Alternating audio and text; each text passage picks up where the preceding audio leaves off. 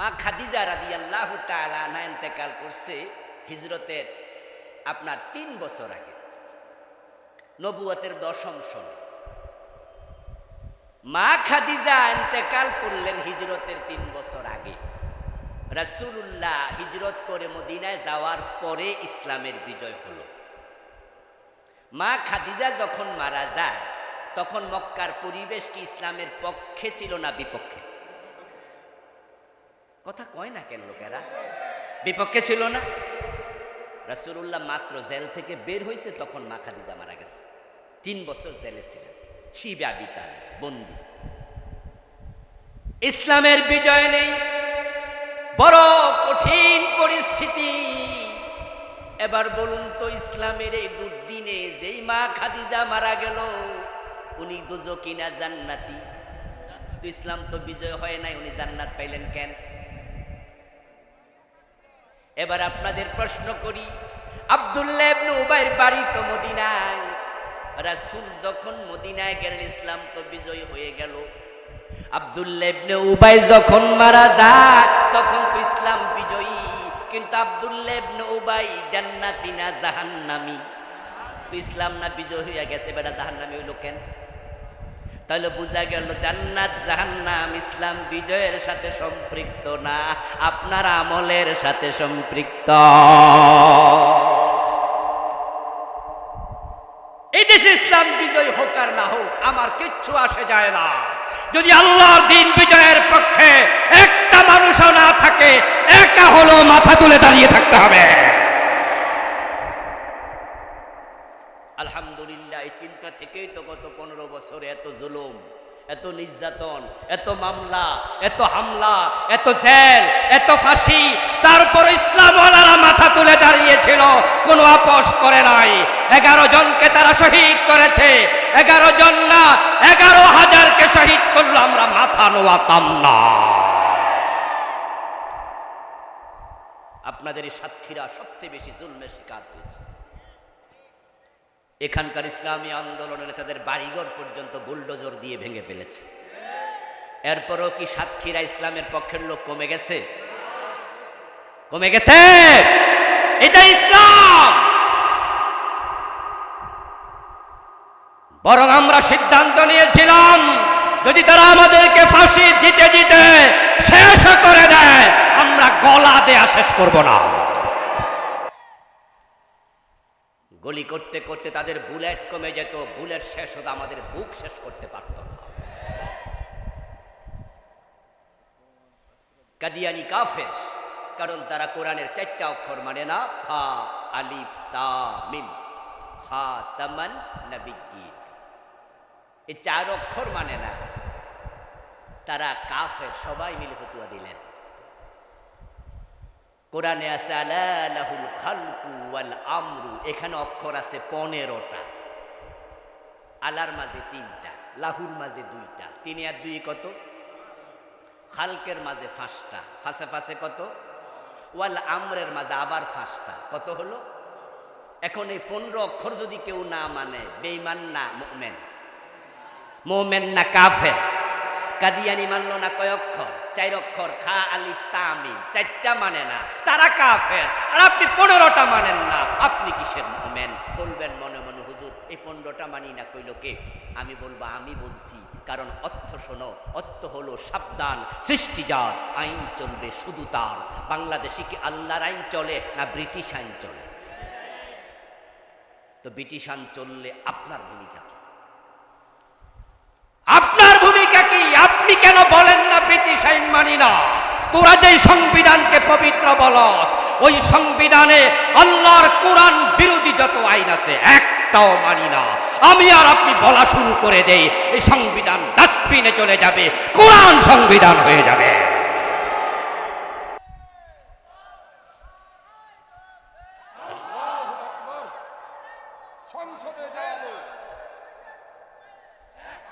আমার প্রিয় ভাই, বাংলাদেশে যত দল আছে, ইসলামী দলগুলো ব্যতীত সবগুলো ধর্ম নিরপেক্ষ। জানেন কিনা আপনারা? বলছি আমি মাইকে, অনেকগুলো ক্যামেরাতে রেকর্ড হচ্ছে।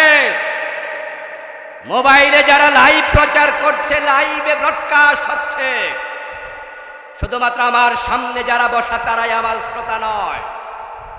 এই ভিডিও ক্যামেরার কারণে, মোবাইলের কারণে আমার শ্রোতা হবে ব্যারিস্টার, আমার শ্রোতা হবে ইউনিভার্সিটির প্রফেসর।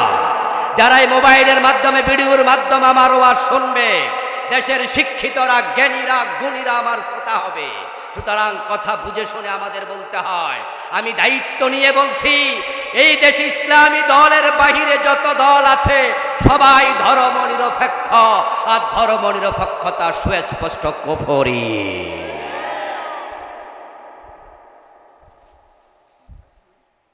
যত লোক ধর্ম নিরপেক্ষ দলে আছেন সবাই কুফরিতে লিপ্ত আছেন। কুফরি করলে ঈমান থাকে না। 5 গ্রুপ ব্যর্থ, 1 নাম্বার কুফরওয়ালা কাফের। আলহামদুলিল্লাহি নাহমাদুহু ওয়া নাস্তাঈনুহু ওয়া নাস্তাগফিরুহ ونعوذ بالله من شرور أنفسنا ومن سيئات أعمالنا من يهد الله فلا مضل له ومن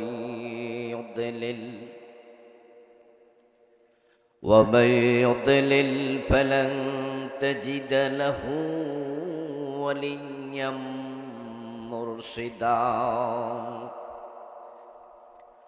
وأشهد أن لا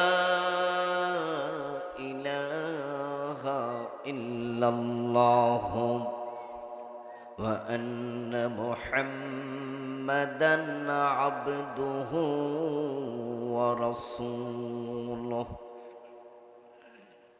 أما بعد فقد قال الله تعالى في كلامه المجيد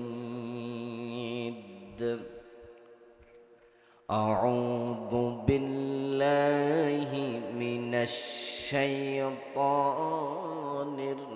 الرجيم بسم الله الرحمن الرحيم قل هل ننبئكم بالأخسرين أعمالا الذين ضل سعيهم في الحياة الدنيا وهم يحسبون أنهم يحسنون صنعا قال النبي صلى الله عليه وسلم تكون بين الساعة فتن كقطع الليل المظلم يصبح فيها الرجل مؤمنا فيمسي كافرا ويمسي مؤمنا فيصبح كافرا ويبيع أقوام دينهم بعرض من الدنيا أو كما قال النبي عليه الصلاة والسلام شكر درود شريف পড়ুন اللهم صل على محمد وعلى آل محمد كما صليت على إبراهيم وعلى آل إبراهيم إنك حميد مجيد اللهم بارك على محمد وعلى آل محمد كما باركت على إبراهيم وعلى آل إبراهيم إنك حميد مجيد اللهم صل وسلم وبارك عليه। বেহুলা বাজার মসজিদ উন্নতিকল্পে আয়োজিত ১৬তম আজকের এই ঐতিহ্যবাহী গাজীরহাট ফুটবল ময়দানের তাফসীরুল কোরআন মাহফিলের সম্মানিত সভাপতি, আপনাদের এলাকার কৃতি সন্তান, এ এলাকার সম্মানিত মেম্বার, জননেতা জনাব এস শীষ মোহাম্মদ জেরি। আল্লাহ তাআলা আমার এক যুবক ভাইকে দ্বীনের জন্য কবুল করুন।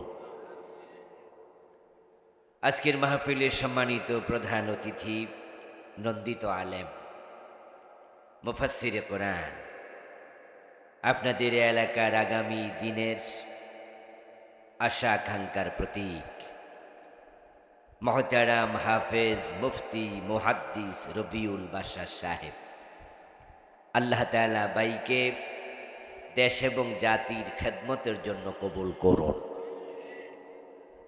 আলোচনা উপস্থাপন করেছেন আমার আগে আপনাদের এই সাতক্ষীরার কৃতি সন্তান, বিশিষ্ট আলেমে দ্বীন মহতারাম মাওলানা হাফেজ মুফতি দেলওয়ার হোসাইন হোজাইফি হাফেজাহুল্লাহ, মাওলানা আবু বকর সিদ্দিক সহ অন্যান্য সম্মানিত আলোচক বৃন্দ।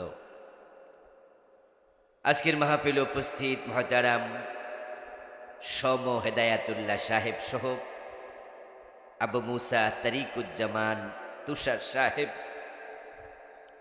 অন্যান্য সম্মানিত বিশেষ অতিথিবৃন্দ, উপস্থিত উলামায়ে হযরত, ইসলাম প্রিয় তৌহিদি জনতা, পর্দার অন্তরালে উপস্থিত সতী সাধবী, সম্মানিতা মা ও বোনেরা, প্রিয় দিনী ভাইয়েরা, আপনারা কেমন আছেন?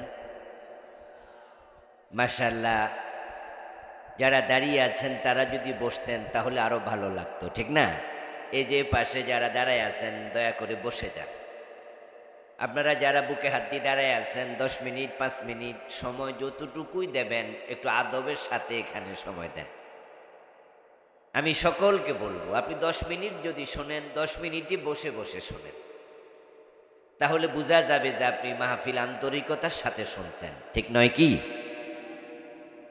আল্লাহ তাআলার অশেষ শুকরিয়া যে মহান মনিব কোরআনের এই মাঠে কোরআনের ডাকে আমাদের সকলকে হাজির হওয়ার তৌফিক দিলেন, সুস্থতা দিলেন, পবিত্র কোরআনের কথা বলার মতো, শোনার মতো কোরআনমুখী হৃদয় দিলেন।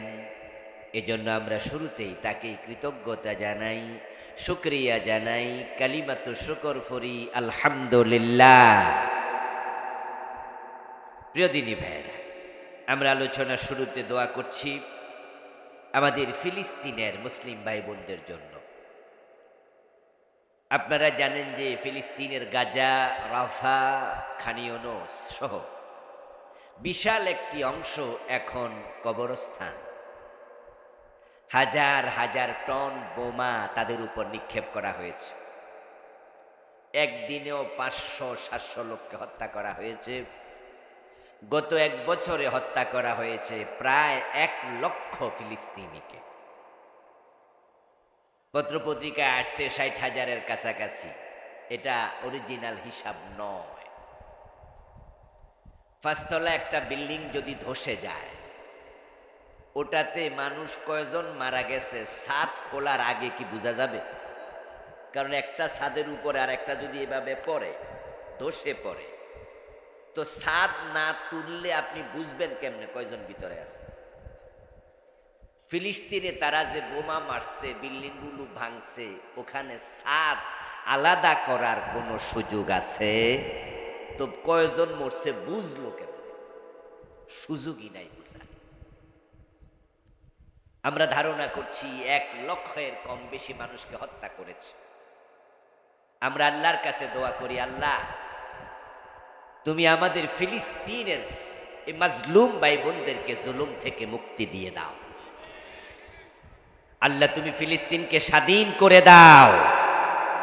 মসজিদে আকসাকে মুসলমানের হাতে ফিরাইয়া দাও। প্রিয় দিনী ভাইরা, কেউ কেউ মনে মনে বলবেন যে ফিলিস্তিন তো শেষই হয়ে গেছে, এখন আর কি বাকি আছে যে আল্লাহ ফিরিয়ে দেবে। আমি বলি, মরা গাছে ফুল ফুটানোর ক্ষমতা আল্লাহর আছে না নাই? আমরা তো গত 15-16 বছরে মনে করছি বাংলাদেশ শেষ হয়ে গেছে, ইসলাম এদেশের আর মনে হয় আগাবে না। জালেমরা আলেমদেরকে, ইসলামওয়ালাদেরকে, ইসলামে সাপোর্ট যারা করে তাদেরকে পর্যন্ত এমনভাবে জুলুম করেছে, আমরাও হতাশ হয়ে গিয়েছিলাম। কিন্তু অগাস্টের 5 তারিখে আল্লাহ দেখাইয়া দিয়েছে যে আল্লাহর ক্ষমতার সাথে কারো ক্ষমতা টিকে না। তারা ঘোষণা করেছিল ভিশন 2041, 2041, অথচ তাদের নিযুক্ত সেনাপ্রধান জেনারেল ওয়াকার গিয়ে বলছে, ম্যাডাম 41 সাল দূরের কথা, 45 মিনিটও নাই, তাড়াতাড়ি ফলান। এমন ভাবে পালাতে বাধ্য হয়েছে, রান্না করা খাবার খেয়ে পালানোর সুযোগ পায় না। সেদিন দুপুরবেলা খাওয়ার জন্য গণভবনে কি পাক শাক হয় নাই, রান্না বান্না হয় নাই? তাদের ফ্রিজের মাঝে বড় বড় বোয়াল মাছ, ইলিশ মাছ ছিল, যেটা আমরা দেখেছি। মাছ কিনছে কেডা, মাছ খাইলো কেডা? বরং তাদের আলমিরাতে যে কাপড় চোপড় ছিল, সে আলমিরার কাপড় খুনিয়ে যাওয়ার সুযোগ পায় নাই। পরনে যে কাপড় ছিল সেটা নিয়ে পালাতে বাধ্য হয়েছে। আল্লাহ যদি বাংলাদেশের নব্য জাহেলদের হাত থেকে, এই জালেমের হাত থেকে বাংলাদেশের ইসলামকে নিরাপদ করতে পারে, ইসরায়েলের জালেমদের হাত থেকে ফিলিস্তিনকে নিরাপদ করার ক্ষমতা আল্লাহর আছে কিনা? নিশ্চয়ই আছে, নিশ্চয়ই আছে। ইন্নাল্লাহ আলা কুল্লি শাইইন কাদির। আমরা ফিলিস্তিনের ভাই বোনদের জন্য দোয়া করে আমাদের মূল আলোচনায় প্রবেশ করতে যাই। প্রিয় ভাইয়েরা, আমি আপনাদের সম্মুখে পবিত্র কোরআন মাজিদ থেকে সূরাতুল কাহাফের 103 এবং 104 দুটি আয়াতে কারিমা তিলাওয়াত করেছি। নবীজি সাল্লাল্লাহু আলাইহি ওয়াসাল্লামের পবিত্র মুখনসৃত ছোট্ট একখানা হাদিসে নববী পাঠ করেছি। আল্লাহ তাআলা তৌফিক দিলে এখান থেকে কিছু কথা বলবো ইনশাআল্লাহ। সাতক্ষীরাতে মাহফিলের যে ট্রেডিশন চালু আছে সেটা হলো গভীর রাত পর্যন্ত মাহফিল করা। প্রধান বক্তাকে দেয় নাকি 11টার পরে? আরেকজন পিছনে কইতে আছে কারেকশন দিছে 12টা, তাহলে আমি 1 ঘন্টা আগেই কইছিলাম আর কি। আচ্ছা, রাতের গভীরে যদি মাহফিল হয়, ফজরের নামাজে ঝুঁকি তৈরি হয় কিনা? মাহফিল শোনা নফল, ফজরের নামাজ পড়াও নফল, ঠিক না? কি ফজরের নামাজ নফল? তো গুরুত্ব কোনটার বেশি? তাহলে আপনারা নফলকে দিয়া ধাক্কাইয়া ফরজ ফজরকে ঝুঁকিতে ফেলেন কেন? সাতক্ষীরা তো ইসলামী জনপদ, বাংলাদেশের মানুষ তো ইসলামওয়ালাদের দিকে তাকায়া থাকে নির্বাচনের সময় সাতক্ষীরা জেলার দিকে। তো সেই ইসলামওয়ালাদের জনপদে ফজরের নামাজ ঝুঁকিতে ফেলার মতো মাহফিল কেন হবে? এটা একটি ব্যাড ট্রেডিশন, একটি মন্দ স্বভাব, মন্দ প্রথা। বরং মাহফিলগুলো 11টার ভিতরে শেষ করা উচিত, তাহলে ফজরের নামাজ জামাতে পড়ার সুযোগ থাকবে, ঠিক না? মাহফিলও হলো, ফজরের নামাজও জামাতে হলো, দুটাই হলো। সে সিস্টেম আপনাদেরকে পরিবর্তন করতে হবে। আমি মাহফিল নেওয়ার সময় বলেছি আমাকে 9:30টায় দিতে হবে। গতকালকেও মাহফিল করেছি আপনাদের কোথায় জানি, কালীগঞ্জ। সেখানে ওদেরকে বলে দিয়েছি মাহফিল নেওয়ার আগে 9:30টায় দিতে হবে। তো আজকেও প্রায় 1 ঘন্টা পরে আমাকে দিয়েছে, কারণ আমি 11টার দিকে নেমে যাই, আর উঠতে উঠতে 11টা বাজলে তো আরো দেরি হয়ে যায়। ফজরের নামাজ বক্তার জন্য ফরজ, শ্রোতার জন্য ফরজ। ফজরের নামাজ জামাতে পড়তে হবে, এই চিন্তা মাথায় নিয়ে সামনের মাহফিলগুলো করবেন। বিশেষ করে আয়োজক বৃন্দকে বলবো, আপনারা টাইম মেনটেন করবেনই, শ্রোতা কম হোক আর বেশি হোক। লোকজন এসে দেখবে জাবুল কালাম আজাদ হুজুর 9:30 উঠেছে, উনি 1.5 ঘন্টা ওয়াজ করে 11টায় নেমে চলে গেছে। পরে যারা আসছে বক্তা পায় নাই, ওয়াজ শোনে নাই। পরের বার যখন তারা আসবে তখন নিজেরাই আগে আগে এসে বসে থাকবে, ঠিক কিনা? দুই একটা মাহফিল একটু ঝুঁকি হবে, পরের গুলা ঠিক হয়ে যাবে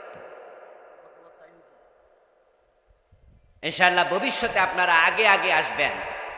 আপনারা যদি না আসেন মাহফিল আগাবে না, ফজরের নামাজ ঝুঁকিতে থেকে যাবে। এমনটা যদি হয় কেউ কেউ ফজরের নামাজ কাজা করছে, তাহলে এই মাহফিল শোনার কোনো লাভ নাই। আসুন আমরা আলোচনায় যাই। সূরাতুল কাহফের 103 এবং 104 এ দুটি আয়াতে কারিমাত আল্লাহ তাআলা বলছেন, কুল, হে নবীজি আপনি বলুন, হাল নুনাব্বিউকুম, আমি কি তোমাদেরকে মেসেজ দেব নাকি, খবর দেব নাকি, বিল আখসারিনা আমালা, এমন কিছু মানুষের ব্যাপারে যারা আমলের দিক থেকে ক্ষতিতে নিমজ্জিত হয়ে গেছে। আল্লাযীনা দাল্লা সাইয়ুহুম আই আমালুহুম ফিল হায়াতিদ দুনিয়া, যে মানুষগুলোর আমল দুনিয়াতে হারায়া গেছে, আমি কি তাদের খবর দেব যারা আমল করেছিল, তাদের আমলগুলো আল্লাহ পর্যন্ত পৌঁছে নাই। ওয়াহুম ইয়াহসাবুন, অথচ তারা মনে করে, আন্নাহুম ইউহসিনুনা সুনআ, তারা ভালো আমল করে চলছে। তাদের আমলগুলো যে হারিয়ে গেল, তারা যে আমল করার পরও ক্ষতিগ্রস্ত হলো, এটা তারা বুঝেও না, জানেও না। ও নবী আপনি বলুন, ওই মানুষের খবর আমি তোমাদের দেব নাকি? এই আয়াত দ্বারা কি বোঝা গেল? আমি অনুবাদ শোনালাম।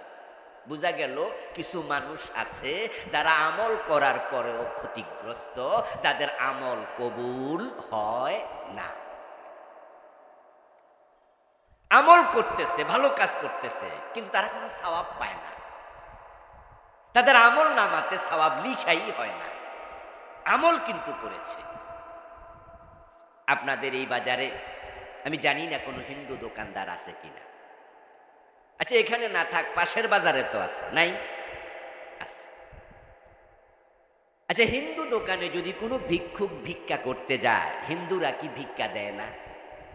জবাব দিন প্লিজ, কথা বলতে হবে আমার সাথে। হিন্দুরা ভিক্ষা দেয় কিনা আপনাদের এলাকায়? দেয়। হিন্দুর দোকানে ভিক্ষুক গেল, তার হাতে 10 টাকা ভিক্ষা দিল। যারা জবাব জানেন তারা একটু জবাব দিয়েন, এই 10 টাকাতে হিন্দু মিয়ার আমল নামায় সওয়াব হয়েছে কয়টা? তো ভিক্ষা দেয়া কি নেক আমল নয়? ভিক্ষা তো দিল, কামটা তো ভালো কাজ, নেক আমল, উত্তম কাজ। কিন্তু হিন্দু মিয়ার আমল নামায় একটা নেকিও তো যোগ হলো না। ও দোস্ত, কারণ হলো ও বেটা তো ঈমান নাই। ঈমান হলো অ্যাকাউন্ট, আর আমল হলো ওই অ্যাকাউন্টে জমা করা অর্থ করি, টাকা পয়সা।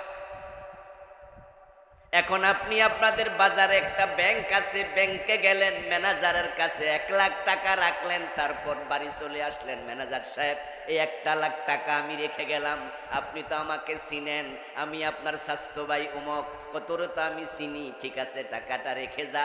টাকা রেখে চলে গেলেন। বিকাল বেলায় কল দিলেন, ফোন দিলেন, ম্যানেজার সাহেব ওই টাকাটা আমার নামে অ্যাকাউন্টে জমা দিছেননি? তখন ম্যানেজার কয়, তোমার অ্যাকাউন্ট নাম্বার কত? আপনি বললেন আপনার ব্যাংকে তো অ্যাকাউন্ট খুলি নাই। ম্যানেজার জবাব দেবে, তাহলে টাকা জমা দেব কই? 1 লাখ টাকা রাখা গেছো, ঠিক আছে, কিন্তু জমাটা দেব কই? অ্যাকাউন্টে তো নেই। প্রিয় ভাইয়েরা, এমন কিছু মানুষ আছে যেই মানুষগুলো নেকামল করে, কিন্তু তাদের আমলগুলো জমা করার জায়গা নাই।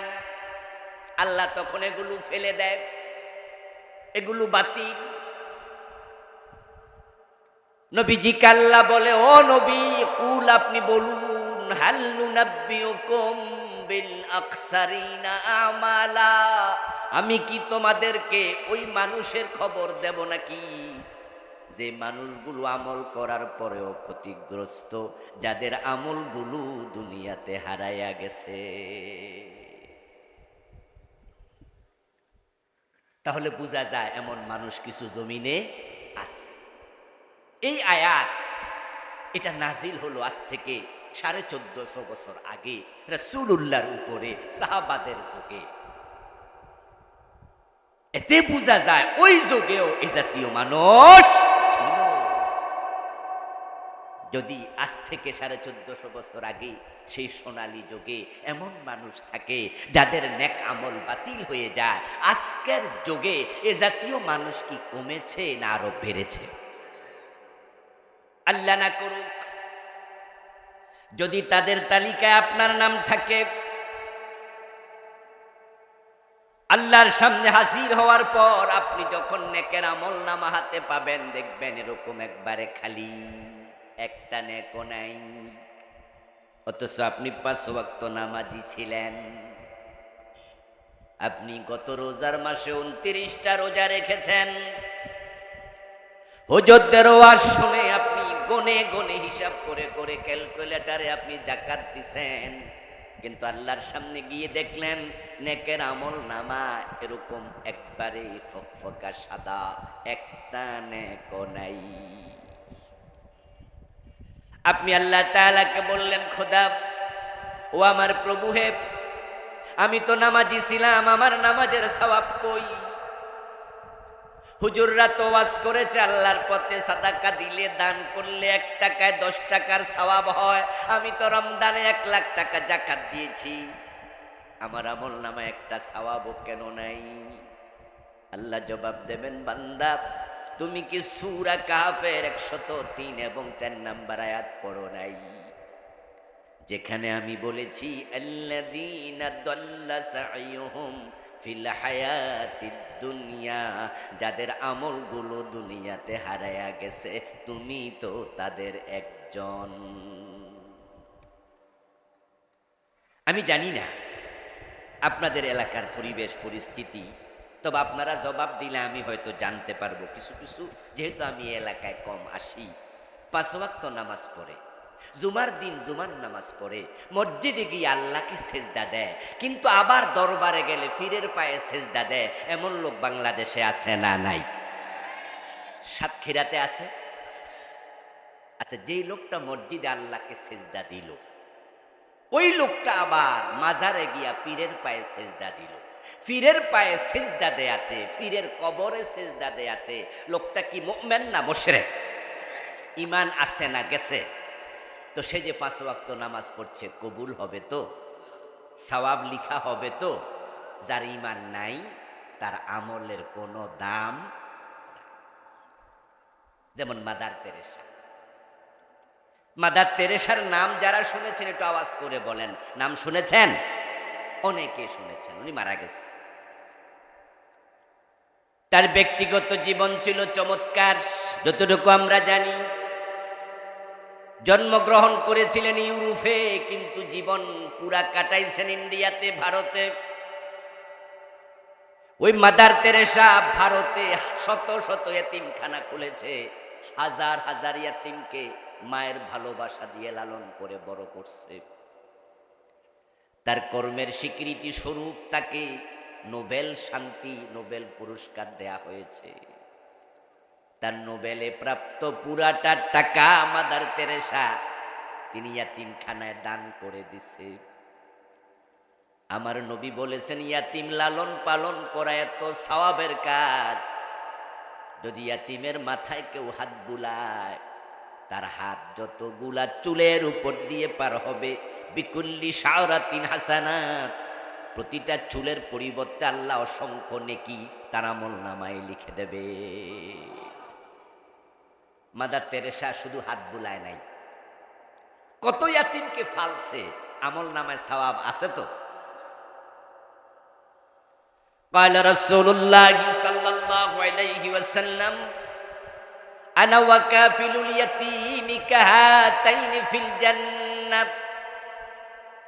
নবীজি সাল্লাল্লাহু আলাইহি ওয়াসাল্লাম বলেন যে একজন ইয়াতিম লালন পালন করবে, আমি এবং ইয়াতিমের লালন পালনকারী এরকম জান্নাতে পাশাপাশি থাকব।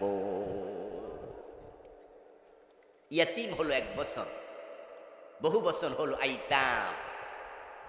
আনা ওয়া কাফিলুল ইয়াতিম, কাফিলুল আইতাম রাসূল বলেননি। আমি ইয়াতিম একজনও যদি ফালে সে পাশাপাশি থাকবো জান্নাতে। মাদার তেরেসা হাজার হাজার ইয়াতিম ফেলেছে, আপনারা বলুন তো মাদার তেরেসা জান্নাত পেয়েছে? কারণ তিনি ছিলেন খ্রিস্টান। আজকের পৃথিবীতে যত খ্রিস্টান আছে তাদের মাঝে মুমিন আছে কয়জন? ওমা কথা কয় না কেন সাতক্ষীরার ভাইয়েরা? মুমিন আছে? সবগুলো খ্রিস্টান মুশরিক। কারণ কি? আল্লাহ তাআলা কারণ বলছেন পবিত্র কোরআনে, ওয়াকালাতিন নাসারা আল মাসিহ ইবনুল্লাহ। যারা খ্রিস্টান তাদের ধারণা হলো, আকীদা হলো ঈসা আলাইহিস সালাম আল্লাহর ছেলে। আল্লাহর কোনো ছেলে মেয়ে আছে? লাম ইয়ালিদ ওয়া লাম ইউলাদ ওয়া লাম ইয়াকুল লাহু কুফুয়ান আহাদ। অথচ খ্রিস্টানরা ঈসা নবীকে আল্লাহর ছেলে বলে। এই ধারণার কারণে, এই আকীদার কারণে তাদের ঈমান। তাহলে আমরা অতটুকু মেসেজ কমপক্ষে নিলাম, যাদের ঈমান নাই তাদের নেক আমলের কোনো মূল্য নাই। আপনারা যারা জবাব জানেন তারা দিয়ে মুখটা কাজে লাগান তো। আমিও বলবো, আপনারাও বলবেন, কথায় কথা বাড়বে, কথা আগাবে। বলুন তো ইসলামে ঈমান আগে না আমল আগে? 1 নম্বরে কি? দ্বিতীয় নম্বরে কি? আমল। ইন্নাল্লাযীনা আমানু ওয়া আমিলুস সালিহাতি কানাত লাহুম জান্নাতুল ফিরদাউসি নুজুলা। ইন্নাল্লাযীনা আমানু ওয়া আমিলুস সালিহাতি লাহুম জান্নাতুন তাজরি মিন তাহতিহাল আনহার। আগে ঈমান, তারপরে আমল। অঙ্কের মতো যদি আপনি 1 না বসায়া 0 বসান, তাহলে 0 মানে 0, কিচ্ছু নাই। কিন্তু যদি 1-এর ডান পাশে একটা 0 বসান তাহলে কত হবে? 2টা বসাইলে, 3টা বসাইলে, দেখুন 1 যদি থাকে 0 অনেক লাপাতে লাপাতে আগায়। কিন্তু ওই 1টা যদি মুছে দেন 0-এর 1 আনা দামও নাই। আপনার যতই নামাজ আছে, রোজা আছে, হজ আছে, যাকাত আছে, যদি ঈমান না থাকে এসবের মূল্য আল্লাহর কাছে 1 আনাও নেই। প্রিয় ভাইরা, রেড ক্রস আন্তর্জাতিক সেবা সংস্থা, রেড ক্রস নাম শুনেছেন না? হ্যাঁ, পৃথিবীর বিভিন্ন দেশে তারা শুধুমাত্র ডোনেশন দেয়, ঔষধ দেয় বিনা পয়সায়, হাসপাতাল বানাইয়া দেয়। আপনাদের সাতক্ষীরা অঞ্চলে, বাগেরহাট অঞ্চলে একবার সিডর হয়েছিল না? কি রে, সাতক্ষীরা হয়েছিল না? হয়েছিল না? সিডরের পরে রেড ক্রস সহ পৃথিবীর অনেক আন্তর্জাতিক সংস্থা এখানে গরিবদেরকে অসংখ্য বাড়িঘর বানাইয়া দিছে। এই রেড ক্রস এটা পরিচালনা করে খ্রিস্টানরা। পৃথিবীর সবচেয়ে বড় ধনী আছে যারা, William Bill Gates, Elon Musk সহ। যদি কেউ সিদ্ধান্ত নেয়, ইলন মাস্ক সিদ্ধান্ত নিল আমি 100 মসজিদ বানাইয়া দেব, একটার বাজেট 100 কোটি টাকা। সে যদি 100 কোটি টাকা খরচ করে এরকম 1500 মসজিদ বানায়, আমল নামায় সওয়াব হবে কয়টা? ইয়েস। প্রিয় ভাইরা, আজকে আমার সামনে যারা বসে আছেন তাদের মাঝেও অসংখ্য বেঈমান বসে আছে, অসংখ্য, 1-2 জন। আমার সামনে যারা আছে, অন্য জায়গার কথা বলছি না, বাজার ঘাটের কথা নয়, সিনেমা হলের কথা বলছি না। কারণ সিনেমা হলে যারা আছে ওখানে নামাজি কয় পার্সেন্ট? ওখানে তো বেনামাজি বেশি। আমি কোনো তাসের আড্ডার কথা বলছি না, কোনো জুয়ার বৈঠকের কথা বলছি না, আমি মাহফিলের কথা বলছি। যারা এখানে টুপি মাথায় দিয়ে বসে আছেন, আজকে মাগরিব পড়েছেন, এশা পড়েছেন, আমি তাদের কথা বলছি। আমার সামনেও অসংখ্য বেঈমান বসে আছে।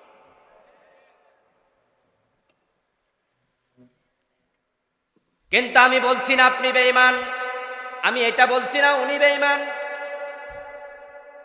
আমি জানি না কে বেঈমান, এটা আমি, ঈমান প্রকাশ্য বিষয় নয়, ঈমান হলো গোপন বিষয়।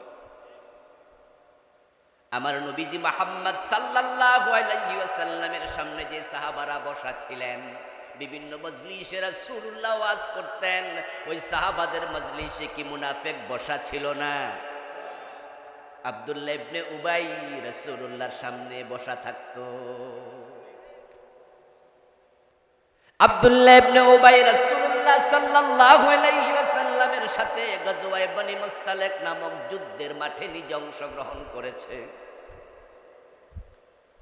ওই মুনাফিকেরা নিজেদের সুবিধা চরিতার্থ করার জন্য তারা নিজেরা একটা মসজিদও বানাইছে, যে মসজিদের নাম ছিল মসজিদে দেরার। মুনাফিকদের মাথায় টুপি ছিল, মুনাফিকদের মুখের মাঝে কালেমা ছিল, মুনাফিকদের মুখের মাঝে গালভর্তি দাড়ি ছিল, মুনাফিকদের মাঝে 5 ওয়াক্ত নামাজ পড়তে এমন মুনাফিকও ছিল।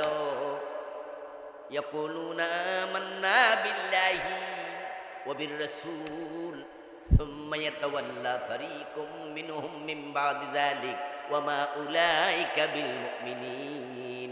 তারা মুখে বলতো আমরা আল্লাহরে মানি, আমরা রাসূল মানি। ومن الناس من يقول آمنا بالله وباليوم الآخر وما هم بمؤمنين।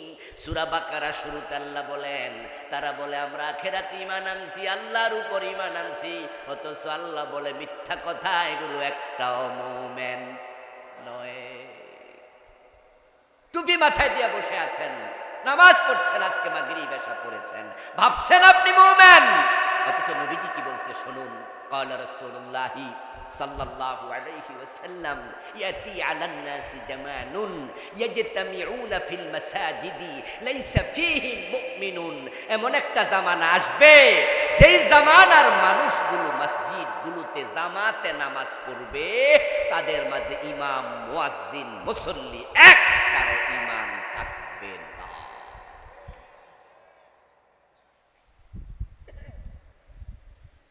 প্রিয় ভাইরা, রাসূলুল্লাহ সাল্লাল্লাহু আলাইহি ওয়াসাল্লাম বলেছেন, ইয়াতি আলান নাসি জামান, এমন একটা জামানা আসবে। কিন্তু আমার কাছে এই হাদিস সামনে রেখে এখন মনে হয় ওই জামানা আসবে এটা নয়, বরং সে জামানা এসে গেছে। রাসূল বলছে মসজিদে তারা নামাজ পড়বে, একটা আর ঈমান থাকবে না, সব হবে কাফের অথচ নামাজি। আসলেও তো এমন মসজিদ তো আমি চিনি যে মসজিদের ইমাম কাফের, মুয়াজ্জিন কাফের, মুসল্লি সব কাফের। এমন মসজিদ আমি পার্সোনালি আমি চিনি, আপনারাও চিনবেন। যদি চিনতে চান, দেখতে চান, ঢাকার বকশীবাজারে চলে যান। ঢাকা আলিয়া মাদ্রাসার পাশেই কাশগড়ি হল আছে। ঢাকা আলিয়ার কাশগড়ি হলের সামনেই একটু দূরে গেলেই পাবেন আহমদিয়া মুসলিম জামাতের মসজিদ, কাদিয়ানীদের মসজিদ। ওই মসজিদে ইমাম কাদিয়ানী, মুয়াজ্জিন কাদিয়ানী, মুসল্লি কাদিয়ানী, নামাজ পড়ে 5 ওয়াক্ত।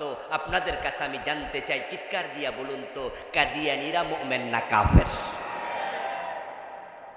অথচ তার আজকের মাগরিবের নামাজও পড়ছে, আজকে এশারের নামাজও তারা জামাতে পড়েছে। এবং কাদিয়ানীদের মসজিদের যে মুয়াজ্জিন, সে যখন আজান দেয়, তার আজানের মাঝে সে বলে, কানে আঙ্গুল ঢুকাইয়া, আশহাদু আল্লা ইলাহা ইল্লাল্লাহ, আল্লাহ ছাড়া কোনো ইলাহ নাই। তারপরে বলে, আশহাদু আন্না মুহাম্মাদান রাসূলুল্লাহ, আমি সাক্ষ্য দিচ্ছি নিশ্চয় মুহাম্মদ আল্লাহর রাসূল। কাদিয়ানীর মুয়াজ্জিন কানে আঙ্গুল ঢুকাইয়া এত জোরে চিৎকার দিয়া কালেমার ঘোষণা দেয়, কিন্তু আপনারা আমরা ফতুয়া দেই, ও বেটা কাদিয়ানীর মুয়াজ্জিন, যতই আজান দেস কালেমা পড়স, তুই মুমিন না কাফের? তো তোর কালেমা পইরা লাভটা কি? যেই লোকেরা পীরের পায়ে সেজদা দেয়, মাজারে সেজদা দেয়, তারা কি কালেমা পড়ে না? আরে মাইজবান্ডা শরীফে গেলে যাদেরকে দেখবেন যে ঢোল বাজাইয়া জিকির করে, তারা কি সোনার বাংলা গান গায়া জিকির করে? তারা জিকিরের মাঝে বলে লা ইলাহা ইল্লাল্লাহ, লা ইলাহা ইল্লাল্লাহ। বেড়াও লাফায়, বেড়িও লাফায়, ঢোলও বাজায়, জিকির করে লা ইলাহা ইল্লাল্লাহ। তাদের জিকিরের মূল্য আল্লাহর কাছে 1 পয়সাও নেই। যারা কাদিয়ানি তাদের নামাজ ঠিক আমাদের মতো 100%। বাংলাদেশের যত কাদিয়ানি আছে সবগুলো হানাফি মাযহাবের কাদিয়ানি। কোন মাযহাবের? লোকেরা ফিডব্যাক দিচ্ছে না কেন? আওয়াজ করেন না, আমি বললে তো বলতে পারেন কমপক্ষে। কোন মাযহাবের? মাইজবান্ডার কোন মাযহাব? দেওয়ানবাগ কোন মাযহাব? কারণ বাংলাদেশে যারা আপনার এলাকায় চুরি করে হেতার মাযহাব কি? কি ওই এলাকা মনে চোর নাই, সব আল্লাহর ওলি নাকি? আরে ভাই কথা বলে না, চোর আছে না? এই আজকের মাহফিলে কি জুতা চোর নাই? চান্স পাইলে আপনারটা নিয়ে যাবে, সাবধানে দেখবেন। ওই জুতা চোর ধরা পড়লে জিজ্ঞাসা করবেন নাম কি? কব আব্দুল কাদের, আব্দুল জব্বার। আমার নাম জামাল হোসেন, বাপের নাম কি? আব্দুল গনি। ওই বেটা কি হিন্দু? এই জুতা চোর জিজ্ঞাসা কোন মাযহাব? কব আমিও হানাফি। কারণ আমাদের দেশে যেহেতু আমরা অধিকাংশ হানাফি, তো এখানে মাইজবান্ডারও হানাফি, দেওয়ানবাগও হানাফি, সব হানাফি। তাই বাংলাদেশে যারা কাদিয়ানি হেরাও কি হানাফি। এজন্য কোনো কাদিয়ানি আপনার পাশে দাঁড়াইয়া যদি নামাজ পড়ে, তার রুকু, সেজদা, কিয়াম, কুউদ, কেরাত, তার ডিজাইন, নামাজের স্টাইল আপনার সাথে 100-তে 100 মিলে যাবে। এই লোকটা যে কাফের আপনি তার নামাজ দেখে বুঝতেই পারবেন না। কারণ ঈমান কি দেখা যায় নাকি? ঈমান তো গোপন। قال رسول الله صلى الله عليه وسلم تكون بين الساعة فتن كقطع الليل المظلم يصبح فيها الرجل مؤمنا فيمسي كافرا। এই হাদিসে রাসূলুল্লাহ এমন এক মেসেজ দিছে যেটা শোনার পরে অন্তর কেঁপে ওঠে। আমার রাসূল বলেন কিয়ামত যখন আগাবে তখন অবস্থা এত খারাপ হবে, মানুষগুলো সকাল বেলায় মুমিন থাকবে, সন্ধ্যা বেলায় কাফের হয়ে যাবে। অনেক মানুষ সকাল বেলায় ভালো মানুষ ছিল, মুমিন ছিল, সন্ধ্যা বেলায় কাফের। এটা হবে কিয়ামতের আগে। ইমানদার কমতে কমতে কমতে কমতে একটা সময় আসবে যখন আল্লাহর আকাশের নিচে জমিনের উপরে একজন ইমানদারও আর থাকবে না, সব হবে কাফের। আর আল্লাহ তাআলা জমিনের দিকে তাকায়া যখন দেখবেন কোন মুমিন নাই, তখন তিনি আকাশ এবং জমিন আর রাখবেন না, আসার মেরে ভেঙে ফেলবেন, যেটার নাম হলো কিয়ামত। قال رسول الله صلى الله عليه وسلم لا تقوم الساعة على أحد يقول الله الله। সহিহ মুসলিমের হাদিস, নবীজি বলছেন আল্লাহ বলার মতো একজন মুমিন যদি থাকে কিয়ামত হবে না। এই হাদিস দিয়ে আপনি কি বুঝলেন? মুমিন থাকলে কিয়ামত হবে না। কিয়ামত হবে কিনা? কথা বলে না কেন ভাইরা? কিয়ামত হবে কিনা? তাহলে বোঝা যাচ্ছে যে যেদিন কিয়ামত হবে আল্লাহ বলার মতো মুমিন একজনও আর থাকবে না। কিয়ামত যত আগাবে ঈমান হারাইতে থাকবে মানুষ, ফিতনা বের হবে। তাকুনু বাইনা সাআতে ফিতান, ফিতান শব্দটা ফিতনার বহু বচন। কাকিতাইল লাইলিল মুসলিম, নবীজি উদাহরণ দিচ্ছে সূর্য যখন ডুবে যায় তখন চারিদিক থেকে যেমন অন্ধকার ধেয়ে আসে, কিয়ামতের আগে ফিতনা একটার পর একটা বের হতে থাকবে থাকবে থাকবে। ওই ফিতনার যুগে মানুষ সকালে মুমিন, বিকালে কাফের, বিকালে হবে মুমিন, সকালে হবে কাফের। ঈমান প্রতিদিন যেতে থাকবে। কিন্তু রাসূলের হাদিস সামনে রাইখা গত বাংলাদেশে যখন মানুষের আদমশুমারি হলো, রিপোর্ট দেখে আমি দারুণ কনফিউজ। কারণ আগে ছিল বাংলাদেশে 90% জন মুসলমান, এবার নাকি 92। রাসূল বলছে ইমানদার কমবে, আর বাংলাদেশে দেখা যায় ইমানদার। কি আজীব হিসাব রে! এই যে কিছুদিন আগে আদমশুমারি হয়েছিল, এটার নাম দিয়েছে জনশুমারি। আপনাদের সাতক্ষীরা হয় নাই? এই 6-7 মাস আগে তো এই নতুন জনশুমারিতে 2% বাড়ছে, এখন 92। অথচ হাদিস হলো মুসলমান কমবে, মসজিদে মুসল্লি থাকবে, নামাজি থাকবে, ইমানদার থাকবে না। আর বাংলাদেশে নাকি শুধু মুসলমান বাড়তেছে। আসলে তো 71-এ যখন দেশটা স্বাধীন হয় তখন মানুষ ছিল 7.5 কোটি। তার মাঝে 50 লাখ ধরেন হিন্দু, বৌদ্ধ, খ্রিস্টান, তাহলে মুসলমান ছিল কয় কোটি? 7 কোটি। এখন 2025 মানুষ হয়ে গেছে প্রায় 20 কোটি। তার মাঝে 2 কোটি যদি আপনি বাদ দেন হিন্দু, বৌদ্ধ, খ্রিস্টান, তাহলে মুসলমান আছে 18 কোটি। 71-এ মুসলমান 7 কোটি, 2025-এ মুসলমান হয়ে গেছে 18 কোটি। 2030-এ মুসলমান কি কমবে না এরকম থাকবে না বাড়বে? হয়তো এটা হয়ে যাবে 30 কোটি। অথচ হাদিসে আছে একজন মুমিন থাকলে কিয়ামত হবে না। তো আমরা যেভাবে বাড়তেছি কিয়ামত হওয়ার কোনো সম্ভাবনা আসেনি? আমরাই তো থামাই দিব। শুধু আমরার ফুলামানিয়ার কারণে তো কিয়ামত শেষ, আপাতত বন্ধ। আসলে কি তাই? আসলে তা না। এই যে আমার সামনে বসে আছেন, এখানেই তো কত বেঈমান, এখানে তো বেঈমানের অভাব নাই। কত মসজিদের ইমাম বেঈমান, কত মুয়াজ্জিন বেঈমান। কুফরির অভাব নাই, শিরকের অভাব নাই, বেদাতের অভাব নাই, মুনাফিকের অভাব নাই। এই দেশে 92% মুসলমান। ইসলাম কোথাও পাওয়া যায় না। সংসদ ইসলাম দিয়ে চলে না, গণভবন চলে না, বঙ্গভবন চলে না, সচিবালয় ইসলাম দিয়ে চলে না, মন্ত্রণালয় চলে না, ডিসি অফিস অফিস চলে না, আদালত চলে না, হাইকোর্ট সুপ্রিম কোর্ট চলে না। 92% মুসলমানের দেশে ডক্টর কামারের লেখা সংবিধান দিয়ে দেশ চলে।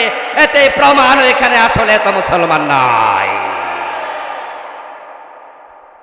এগুলো সব ভোটার লিস্টের মুসলমান। এগুলো হলো কাজীর গরুর মতো, কিতাবে আছে গোয়ালে নাই।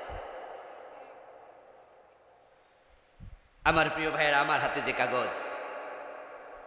কাগজটা দেখা যায় তো নাকি? আচ্ছা, এর মাঝে যদি আমি লিখি পোয়াকার পা নরসিকান্নি, উচ্চারণ কি হবে জানো না? বলেন কি হবে? কাগজটা ভিজবে, কারণ লিখা আছে বাস্তবে। আর এখান তো যদি ডাইলা দেই লিখা লাগবে না, এমনি দিলে। এখানে যদি আমি লিখি সরাইয়া গরসুগার গুদন, কি হবে? আগুন। কাগজটা পুড়ে যাবে, কারণ লিখা আছে বাস্তবে নাই। বাস্তব আগুন হলে লিখা লাগে না, পুড়ে যায়।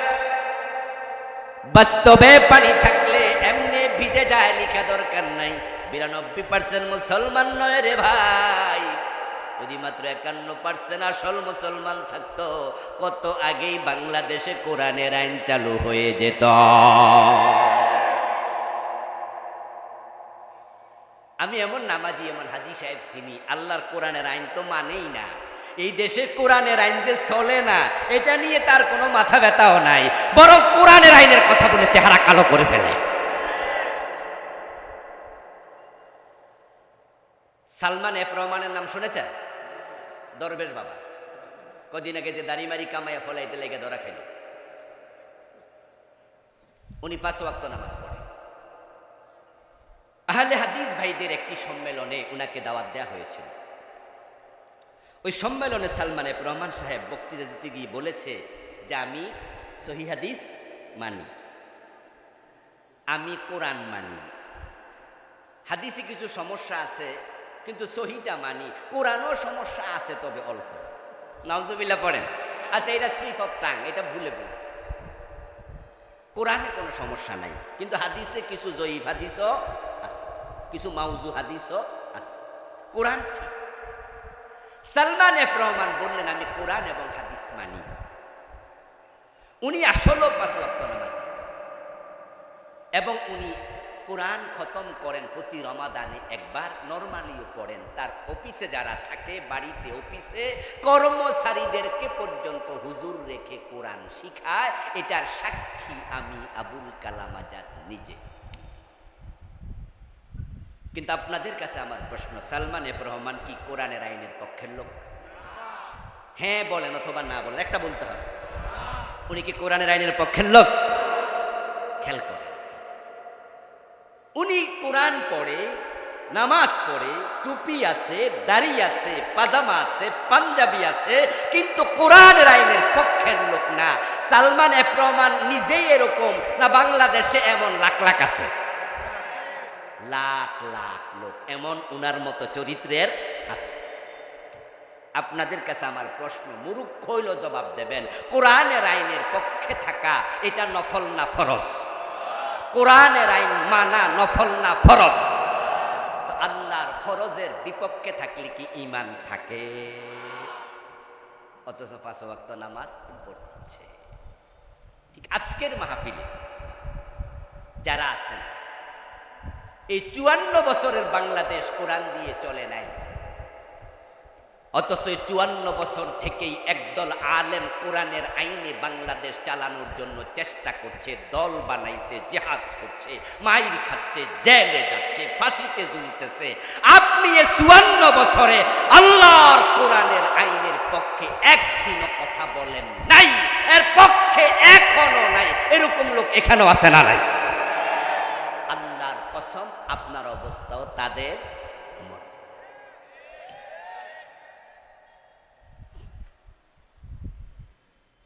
প্রিয় ভাইয়েরা, ভালো করে শুনুন, নবীজি সাল্লাল্লাহু আলাইহি ওয়াসাল্লাম আল্লাহ তাআলা বলতেছেন, আমি কি তাদের খবর দেব নাকি যে মানুষগুলোর আমল কবুল হয় না, আমলগুলো হারাইয়া যাচ্ছে? কারা তারা? হাসরের ময়দানে টের পাবে। আল্লাহ যখন বলবে তুমি তো তাদের একজন, টের পাওয়ার পরে নতুন করে আমল করার কোনো সুযোগ আছে? কিন্তু যদি আজকে আমি ওয়াজ করব, আমি কিছুক্ষণ পরে তাদের তালিকা দেব আপনাদের কাছে। 5 ধরনের মানুষ হাসরের ময়দানে গিয়ে দেখবে আমল নামায় কোনো নেক নাই। ওই 5 গ্রুপ মানুষের মাঝে আল্লাহ না করুক যদি আপনার নাম থাকে, আপনিও বোঝেন যে আমিও তো ধরা খাইছি, তাহলে এখন তাওবা করার সুযোগ আছে না নাই? আল্লাহর কাছে যাইয়া ধরা খাইয়া লাভটা কি? তখন তো নতুন করে আমলের সুযোগ নাই। কিন্তু তাওবা করে যদি আজকে ভালো হয়ে যান, আজকেই জান্নাতীদের দলে যোগ দেওয়ার সুযোগ আছে না না?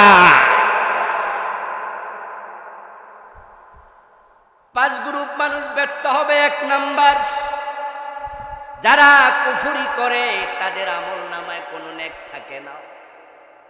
2 নম্বর, যারা শিরিক করে তাদের আমল নামায় কোনো নেকি থাকে না। বাংলাদেশে শিরিক আছে না নাই? আর অভাবিত নাই। বর্ষাকালে পানি যেমন এভেলেবেল, খালে, বিলে, নদীতে, পুকুরে, ডোবাতে, সমুদ্রে, ইভেন রাস্তার মাঝখানে যদি একটা গর্ত থাকে, তাহলে বর্ষাকালে সে গর্তের মাঝেও পানি পাওয়া যায়। শিরিক বাংলাদেশে এমন ভাবে ছড়াইছে, গ্রামে গঞ্জে, শহরে নগরে সব জায়গায় শিরিক পাওয়া যায়। ওয়ামা ইউমিনু আকসারুহুম বিল্লাহি ইল্লা ওয়া হুম মুশরিকুন। কোরআনের আয়াত শোনালাম। আল্লাহ তাআলা বলছে, তাদের অধিকাংশের চরিত্র এমন হবে, তারা আল্লাহর উপর ঈমান আনার পরেও তারা মুশরিক হবে। অধিকাংশ, আকসার। আর মুশরিকের অভাব নাই। মসজিদে গিয়ে আল্লাহর আইন মানতে রাজি, কিন্তু সংসদে আল্লাহর আইন মানতে রাজি নাই। অথচ আইনের মালিক শুধু কে? ও প্রিয় ভাই আমার, যেই লোকটা ইমাম সাহেবের সাথে দাঁড়াইয়া আল্লাহকে সিজদা করলো, ওই লোকটাকে আমরা সবাই ভাবছি মুমিন। যখনই মাজারে যাইয়া, দরবারে যাইয়া পীরের পায়ে সিজদা দিল, আমরা তার ব্যাপারে এখন মন্তব্য চেঞ্জ করে ফেললাম। বললাম লোকটা পীরের পায়ে সিজদা দিছে, এখন লোকটা মুমিন নয় বরং মুশরিক। কারণ হলো সিজদার মালিক শুধু কে? যাহার মালিক শুধু আল্লাহ, সেখানে অন্যকে শামিল করার নামে শিরিক। ওয়ালাউ আশরাকু লাহাবিতা আনহুম মা কানু ইয়ামালুন। কোরআন মাজিদ আল্লাহ তাআলা বলেন, ও নবী শোনায়া দেন উম্মতকে, তারা যদি শিরিক করে তাহলে যত নেক আমল তারা করেছিল লাহাবিতা, সকল নেক আমল নিশ্চয় বরবাদ হয়ে যায়। কারণ এক যদি না থাকে শূন্য থাকে না, ঈমান যখন থাকে না আমলও আর থাকবে না।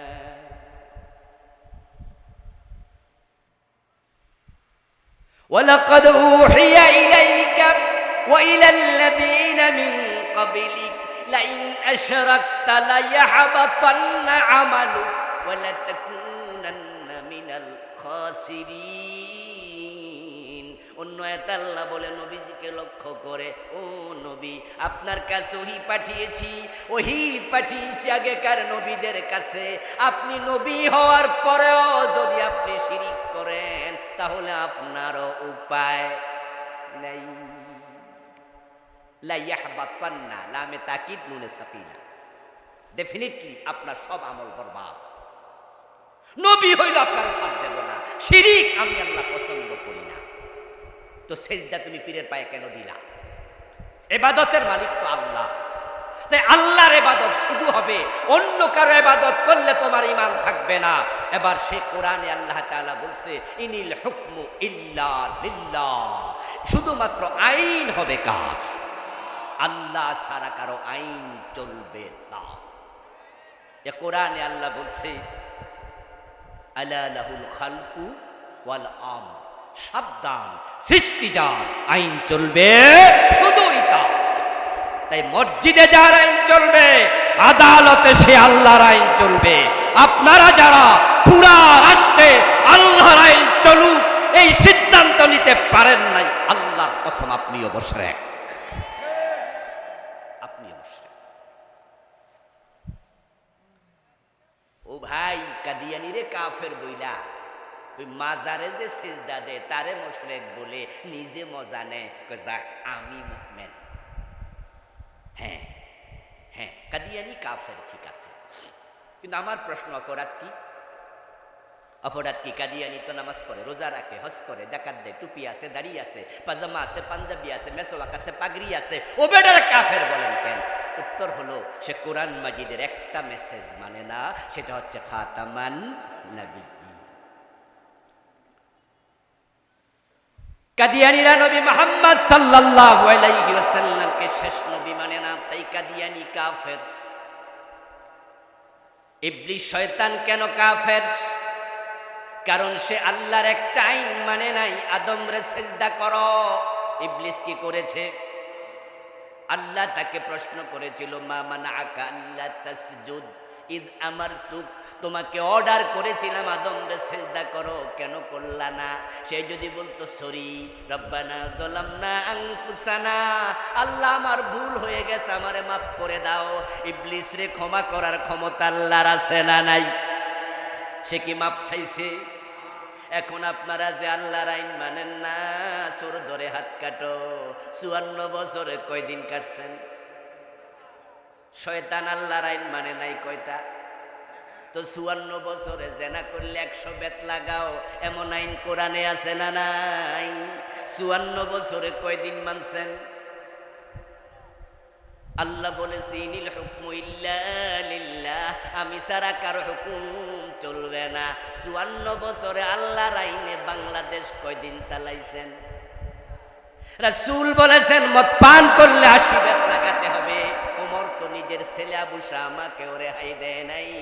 মদ্যপানের অপরাধে প্রিয় পুত্রকে নিজ করে মেরেছ দোররা, মরেছে পুত্র তোমারই চোখের পরে। 54 বছরের বাংলাদেশে মদ খাইলে 80 বেতের আইন কয়দিন লাগাইছেন? শয়তান মানে নাই কয়টা? জোরে বলেন। কাদিয়ানি মানে না কয়টা? আর আমরা মানি না কয়টা?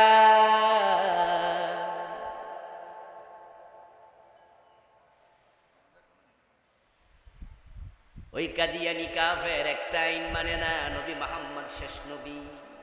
এই কথাটা মানলেই তো তারাও মুমিন থাকতো, তারা তো কাফের, আমরা ফতোয়া দিতাম না। কাফের হওয়ার জন্য পুরা কোরআন অস্বীকার করা লাগে না। যারা কোরআন পুরাটাই মানে না তারা কাফের নিঃসন্দেহে। কেউ যদি বলে 15 পারা মানি আর 15 পারা মানি না, আমরা বলবো তুমিও কাফের। যদি কেউ কয় 29 পারা মানি, 1 পারা মানি না, ফতুয়া কি, সেও কাফের। যদি কেউ কয় 113 সূরা মানি, 1 সূরা মানি না, সে কি? যদি কেউ কয় 1 অক্ষর মানি না, বাকি পুরাটা মানি, সেও কি? ও দোস্ত, অঙ্কের মতো 10 লাইন লম্বা অঙ্ক, এক ছাত্র 9 লাইন ঠিক লিখছে, 1 লাইন ভুল করছে, 10-এ কত পাবে? আর একজন 10 লাইনে 10 ভুল, সে কত? আর একজন লেখে নাই, সে কত? ঠিক ঈমান এমন এক জিনিস, কোরআনে যা আছে সব মানো, যদি একটাও না মানো তুমি বেঈমান, জিরো হয়ে যাবে। এই জন্য তো আমরা এসব ওয়াজ করি। ধর্মনিরপেক্ষতার সংজ্ঞা কি, ডেফিনেশন কি? আমি বই লিখেছি 8টা, আলহামদুলিল্লাহ। আমার বইগুলোর মাঝে এটা একটা আছে, এটার নাম দিয়েছি ঈমান, কুফর ও নিফাক।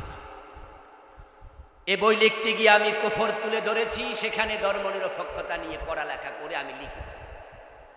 কেমব্রিজ ডিকশনারির সংজ্ঞা আমি এই বইতে তুলে ধরেছি। They believe, secularism, they believe religion should not be involved with any ordinary social and political activities in a country. Bangla অর্থ হলো রাষ্ট্র এবং সামাজিক এবং যত পলিটিক্যাল কাজ আছে রাজনৈতিক, সেখানে ধর্ম মানা যাবে না। সামাজিক কাজে ধর্ম লাগবে না, রাজনীতিতে ধর্ম লাগবে না, রাষ্ট্রের বিভিন্ন জায়গায় ধর্ম লাগবে না। আচ্ছা, এই চিন্তা যদি কেউ লালন করে, মোমেন না কাফের? কারণ কোরআনের বক্তব্য হলো ফিসিলমে কাফা, তুমি আছো যেখানে ধর্ম আছে। ও প্রিয় ভাইয়েরা, যারা ধর্ম নিরপেক্ষ তারা বলে হুজুররা সব জায়গায় ধর্ম টানে কেন, দেশ কেমনে চলবে এটা আমরা নেতারা সিদ্ধান্ত নেব, এমপিরা সিদ্ধান্ত নেব, মন্ত্রীরা সিদ্ধান্ত নেব। কিন্তু আমার আল্লাহ বলে না না, রাজত্বের মালিক আমি, তাই তোমরা যখন নেতা হবে আমি আল্লাহর আইনে দেশ চালাতে হবে। আমাদের রাসূল যখন মদিনার প্রেসিডেন্ট ছিলেন 10 বছর, ছিলেন কিনা? এই বলে না কথা ভাইয়েরা, ছিলেন কিনা? আবু বকর, ওমর, ওসমান, আলী রাদিয়াল্লাহু তাআলা আনহুম, উনারা 30 বছর প্রেসিডেন্ট ছিলেন কিনা? আমার প্রশ্ন আপনাদের কাছে, তখন তারা মন মতো দেশ চালাইছে না আল্লাহর আইন মতো? মহিলা চোর ধরা পড়াতে রাসূলের কাছে সুপারিশ গেল, ইয়া রাসূলুল্লাহ, তাকে চোর ধরে হাত কাটার যে আইন আছে ওই আইনটা একটু শিথিল দেখায়া তার অন্য শাস্তি দেয়া যায় কিনা? আমার রাসূল জবাবে বলেছিলেন, তাকে নয়, আমার মেয়ে ফাতেমা চুরি করলে আমি তার হাত কাটবই। কারণ চোর ধরে হাত কাটার আইন আল্লাহর কোরআনে আছে না নাই? এর বাহিরে যাওয়ার অধিকার নবী মুহাম্মাদেরও নাই। আচ্ছা, ইসলামী আইনের কথা শুনলে, কোরআনের আইনের কথা শুনলে ওদের গায়ে আগুন লাগে কেন? ওরা কেন জ্বলা ওঠে? আমাদের মৌলবাদী বলে গালি দেয়, আমাদেরকে রাজাকার বলে। আমার জন্ম তো 75, তো আমি রাজাকার হইলাম কোন আইনে, কোন সিস্টেম? দেশ তো স্বাধীন হলো 71। এই গত 15-16টা বছর ওরা আমাদেরকে মৌলবাদী গালি দিতে দিতে দিতে দিতে তাদের মুখে ফেনা উঠে গেছে। আশ্চর্য হলাম, কয়দিন আগে দেখি এই নেতা যারা ভবিষ্যতের স্বপ্ন দেখে ক্ষমতার, ও বেটাও কয় যে দেশটা মৌলবাদীদের হাতে তুলে দেওয়ার জন্য অগাস্ট বিপ্লব করি নাই। আজীব তো, এই মনে হয় সব শিয়ালের এক দাগ। কোরআনের আইনের কথা বললে আমরা মৌলবাদী, অসুবিধা নাই, মৌলবাদী বলে বলে গালি দাও। ওরা আমাদের গালি দিয়েছিল, আল্লামা সাইদি রহমতুল্লাহ আলাই বলেছিলেন চট্টগ্রামের ফেরত ময়দানে, তোরা আমাদেরকে মৌলবাদী বল বল, মৌল মানি মূল, বাদী মানিওয়ালা, মৌলবাদী মানি হলো মূলওয়ালা গোড়াওয়ালা, আমরা হলাম মৌলওয়ালা গোড়াওয়ালা, তোরা আগার দিকে উঠতে থাক। বাংলাদেশের মানুষ যখন গাছের গোড়া ধরে নাড়া দেবে তখন দিল্লি পলাতে বাধ্য হবে। ঠিক তাই হয়েছে। ওনার ভবিষ্যৎবাণীগুলো বাস্তবে মিলে গেছে। উনি বলেছিলেন এমন সময় আসবে যখন পালানোর জন্য ইঁদুরের গর্ত খুঁজে পাবে না। বাংলাদেশে সেটাই হয়েছে, এমন ভাবে পালাইছে গর্ত খুঁজে পাচ্ছে না।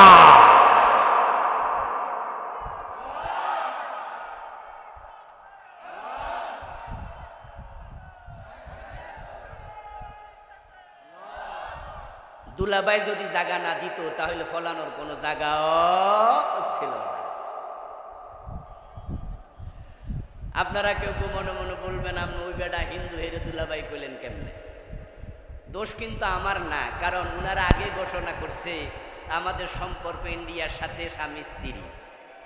বলছেনি আমাদের কে বলছে? সাবেক পররাষ্ট্রমন্ত্রী আব্দুল মোমেন সাহেব, উনিই বলেছিলেন যে ইন্ডিয়ার সাথে আমাদের সম্পর্ক স্বামী স্ত্রী। তো স্বামী তো হেমিয়া, বউ তো আমরাই হয়েছি।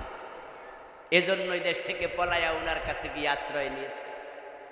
আমার প্রিয় ভাইয়েরা, মাঝখান দিয়া শুনছিলাম ইন্ডিয়াও থাকবে না, চলে গেছে রাগ কইরা দুবাইতে। ওই দুবাই সরকার নাকি 10 ঘন্টা বিমানে বসায়া রাখা আবার ইন্ডিয়া ফেরত পাঠাইছে। ওরা বুঝাইয়া দিছে যার বউহের কাছে যা।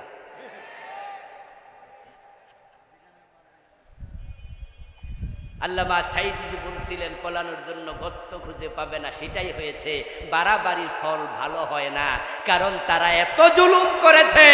আমরা কিন্তু পলাতে বলি নাই, নিজেরাই ভয়ে পালিয়ে গেছে। আল্লাহর গজব, ইন্নাহু লা ইউফলিহুজ জালিমুন, নিশ্চয় জালেমরা কখনো সফল হয় না। ঘোষণাটা কার? প্রিয় ভাইরা, এখন কুফরি করলে ঈমান শেষ। আমার এই বইটা আমি কুফরি লিখেছি 56 কয়টা কমু? একটা 1 মিনিট কইরা কইলেও তো 56 মিনিট লাগবে, কমু তো 5টা। আমার গাড়িটা আছে এখানে, ওই কালো গাড়িটা আমার ডান পাশে যাইতে নিয়ে যাবেন, কিনে শিক্ষিত ভাইয়ারা পড়বেন। হাসরের ময়দানে গিয়ে টের ভাইয়া লাভ নাই, এখানে টের পান। কারণ গত 15 বছরে তারা জাতিকে কাফের আর মুশরিক বানানোর এজেন্ডা হাতে নিছিল। সিলেবাসের ভিতরে বইতে কুফরি ঢুকাইয়া দিছে। 2023 সনের ক্লাস 6 বইতে ওরা ঢুকিয়েছিল বিবর্তনবাদ, মানুষ নাকি বান্দর ছিল। এই আকীদায় ধর্ষণ কুফর কুফর কুফর। কারণ মানুষের পূর্বপুরুষ, প্রথম পুরুষ বানর না আদম? চিৎকার দিয়া বলেন না বানর না আদম? হযরত আদম প্রথম পুরুষ, তিনি আল্লাহর প্রথম খলিফা। এই কথা কোরআনে আছে না নাই? কোথাকার কোন ডারউইন এটা বলেছে না মানুষ নাকি বান্দর আছে? আস্তাগফিরুল্লাহ। ও বেটা গবেষণা করছে কি পরিমাণ গাঁজা খাইছে আল্লাহ না জানে। আর গাঁজা খাইলে মাথা ঠিক থাকেনি। সাইদি সাহেব রাহিমাহুল্লাহ এটাও বলেছিলেন যে ডারউইন মানুষ বান্দরা ছিল, গবেষণা করতে গিয়া সে যা খাইছিল মনে হয় এটার মেয়াদ ছিল না। আজীব গবেষণা। আচ্ছা, বান্দরের সাথে মানুষের চেহারার মিল আছে, তাই যদি বান্দর হয়ে পূর্বপুরুষ, তাহলে কি পাবদা মাছের সাথে বোয়াল মাছের মিল নেই? তা আমরা কি কমু যে পাবদা মাছ বোয়াল মাছের পূর্বপুরুষ? আজীব আজীব। ইউনিভার্সিটি লেভেলে এগুলো পড়াতো বিবর্তনবাদ, আমরা মাথা গামাই না, এগুলো ছিল, আগেও ছিল। আল্লামা সাইদি ওয়াজ করছে আরো 15-17 বছর আগে। কিন্তু আমাদের গতবার আন্দোলন কেন হলো? 2023-এ হলো কেন এটা? কারণ 23-এ তারা সিলেবাসে ঢুকাইছে ক্লাস 6। ওরা উদ্দেশ্য কত খারাপ দেখেন। মানুষ বান্দরা ছিল, এটা যদি ইন্টারমিডিয়েটে পড়াইতো তাহলে আমাদের ইন্টারমিডিয়েট অনার্স লেভেলের পোলাপান ক্লাসে স্যারকে কয়ে দিত, স্যার আমনে আর আমনের পূর্বপুরুষ বান্দর থাকেন, আমরা না। আমাদের পোলাপান মেন এটা কেউ মানবে না। আবার ক্লাস 2তে 3তে যদি দিত তাহলে পিচ্চি পোলাপান বুঝতো না যে মানুষ কেমনে কি আসিল, শুনতো না, বুঝতো না। তাই তারা ক্লাস 6এ দিছে, একবারে ছোট না, আবার গাঁটতেরা হওয়ার মতো বয়স নাই, গিলানো সহজ হবে, ক্লাস 6এ বেঈমান বানানো যাবে। আলহামদুলিল্লাহ আমরা প্রতিবাদ করেছি শক্তভাবে। জানুয়ারির 1 তারিখ বই হাতে এসেছে, 1 তারিখেই জানাজানি হয়ে গেল। ইউটিউবে আসলো, ফেসবুকে আসলো, আমরা আলেম ওলামারা মাহফিলে পাবলিককে নিয়ে এমন রিয়েকশন শুরু করলাম। আমরা মাহফিলগুলোতে বলেছি এ পাঠ্যসূচি না থামালে আমরা আন্দোলনে নেমে যাব। তৎকালীন শিক্ষামন্ত্রী দীপুমণি তাড়াতাড়ি কমিটি গঠন করলো, তারপর কমিটি রিপোর্ট করলো, উনি রাষ্ট্রীয় সার্কুলার দিলেন যে ও অংশ পড়ানো যাবে না। চেয়েছিল, পারেনি, চলে গেল 2023। আসলো 2024 জানুয়ারির 1 তারিখে আবার পাঠ্যপুস্তক হাতে দিল। ক্লাস 7-এর বইতে এবার ঢুকাইছে এলজিবিটি কিউ, শরীফ শরীফার গল্প আর এক কুফর। ছেলে নিজেকে মেয়ে মনে করবে তাহলে তাকে মেয়ে বলতে হবে, কোনো মেয়ে নিজেকে ছেলে মনে করবে তাহলে তাকে ছেলেই বলতে হবে। অথচ আল্লাহর ইসলামে, আল্লাহর কোরআনে নারী এবং পুরুষ কি এক না, আলাদা। وبث منهما رجالا كثيرا ونساء। কোরআনে আল্লাহ বলে আদম হাওয়া থেকে আমি নারী পুরুষ আলাদা করে বানাইছি, কোটি কোটি অগণিত। নবীজি বলছেন কোন নারীর জন্য পুরুষের বেশ ধারণ করা জায়েজ নাই, কোন পুরুষের জন্য নারীর বেশ ধারণ করা জায়েজ নাই। বরং রাসূল বলেছেন ও নারীর প্রতি অভিশাপ, ওই পুরুষের প্রতি অভিশাপ যে পুরুষ হওয়ার পরে নারীর বেশ ধরে, যে নারী হওয়ার পরে পুরুষের বেশ ধারণ করে। যেখানে নারী পুরুষের বেশ ধারণ করা জায়েজ নাই, সেখানে একজন নারী দাবি করবে আমি পুরুষ, এই সুযোগ ইসলামে নাই। কারণ নারী যদি পুরুষ দাবি করে, পুরুষ যদি নারী দাবি করে, তাহলে আল্লাহর সৃষ্টির সিস্টেমের সাথে যুদ্ধ ঘোষণা করা হয়। এই যে আমরা এখানে পুরুষের আছে, আমাদেরকে পুরুষ বানাইছে কে? জোরে বলেন না কে? সেখানে আমরা যদি বলি যে না আমি মহিলা, তাহলে আল্লাহর সাথে যুদ্ধ শুরু হলো। এটা সিলেবাস ওরা ঢুকাইছে, কত খারাপ দেখে। 2024-এর ক্লাস 7-এর বইতে এখন ওইটা বাড়ি যেয়ে দেখবেন। মাদ্রাসার পাঠ্যপুস্তক দেখেন, মাদ্রাসার পাঠ্যপুস্তকে ক্লাস 7-8-এর বইতে দেখবেন হারমোনিয়ামের ছবি একবারে কভারের মাঝে তো তারা ছবি দিয়েছে, হারমোনিয়ামের ছবি দিয়েছে, হাফ প্যানওয়ালা মেয়ের ছবি দিয়েছে, মাদ্রাসার বইয়ের ভিতরে মন্দিরের ছবি ঢুকাইছে। এই দুষ্টগুলো বাংলাদেশটাকে হিন্দু রাষ্ট্র বানানোর ষড়যন্ত্র করেছে। আল্লাহ গজব দিয়ে তাদেরকে ধ্বংস করে দিয়েছে। 56টা কফর লিখেছি, পড়বেন এগুলো। শিরিক করলে ঈমান যায়। দ্বিতীয়, শিরিক নিয়ে আলাদা বই লিখছি, 5টার মাঝে দ্বিতীয় হলো শিরিক। এই বইটা আমি 29টা শিরিক লিখছি। আমাদের নেতারা মাইক হাতে পাইয়া নির্বাচনের আগে দিয়া দেখবেন বলতে শুরু করবে জনগণ সকল ক্ষমতার উৎস। ডক্টর কামাল হোসেন যখন সংবিধান লিখে, 72-তে সংবিধান লেখা হয়, 72 সংবিধানে ডক্টর কামাল হোসেন সাবরেন্টি আইন যখন লিখে, ল অফ সাবরেন্টি, সার্বভৌমত্ব আইন, ওই আইন লিখার সময় উনি লিখেছে সার্বভৌমত্বের মালিক জনগণ, সুতরাং সকল ক্ষমতার মালিকও জনগণ। এই আইনটা আল্লাহর কোরআনের 180 ডিগ্রি উল্টা। কোরআনে আল্লাহ বলছে সকল ক্ষমতার মালিককে, আন্নাল কুওয়াতা লিল্লাহি জামিআ, কুলিল্লাহুম্মা মালিকাল মুলক তুতিল মুলকা মান তাশা ওয়া তানজিউল মুলকা মিম্মান তাশা। অথচ আমাদের নেতারা মাইক হাতে নিয়ে বলে জনগণ ক্ষমতার উৎস। আমার প্রিয় ভাইয়েরা, হিন্দুদের দুর্গা পূজা যখন আসে, আরেক দল মানুষ মুশরিক হয়, তারাও তখন একবারে সুন্দর করে বলে বেড়ায়, টেলিভিশনে আসে, পত্রিকায় লিখে, হিন্দুদের দুর্গা পূজার সময় আরেকটা শিরিক প্রচার করা হয়, কুফর। ধর্ম যার যার, উৎসব সবার। নাউজুবিল্লাহ পড়েন। কোরআনের একবারে উল্টা। কোরআনের স্লোগান হচ্ছে লাকুম দীনুকুম ওয়ালিয়া দীন। বাংলা অর্থ কি? তোমার ধর্ম তোমার, আমার ধর্ম আমার। আওয়াজ দিয়া বলুন তো, দুইটা কি এক না আলাদা? বলেন এক না আলাদা? তাহলে স্লোগান হবে ধর্ম যার উৎসব তার। ধর্ম যার যার উৎসব সবার, এই স্লোগান মানি না, মানি না, মানতে পারি না। 29টা লিখেছি, সময় আগাচ্ছে, এজন্য শিরক নিয়ে আর কথা বলবো না। গাড়ি থেকে বই নেবেন, ছোট্ট বই, কাজ হবে পড়ে। 3 নাম্বার হচ্ছে নিফাক। যার অন্তরে মুনাফিকি আছে তার অন্তরে ঈমান নাই। মুনাফিকদের অবস্থান হবে জাহান্নামে সবার নিচে। সাবধান, মুনাফিকের আলামতগুলো কি? আমি আমার বইতে 28টা লিখেছি। বাংলাদেশে 3টা পরিচিত। কথা বললে মিথ্যা বলবে, ওয়াদা করলে খেলাপ করবে, আমানত দিলে খেয়ানত করবে। তাহলে বাকিগুলোর খবর কি? বাকি নেফাকগুলো জানা দরকার আছে না নাই? সাবধান। 4 নাম্বার, হারাম খাইলে আপনার আমল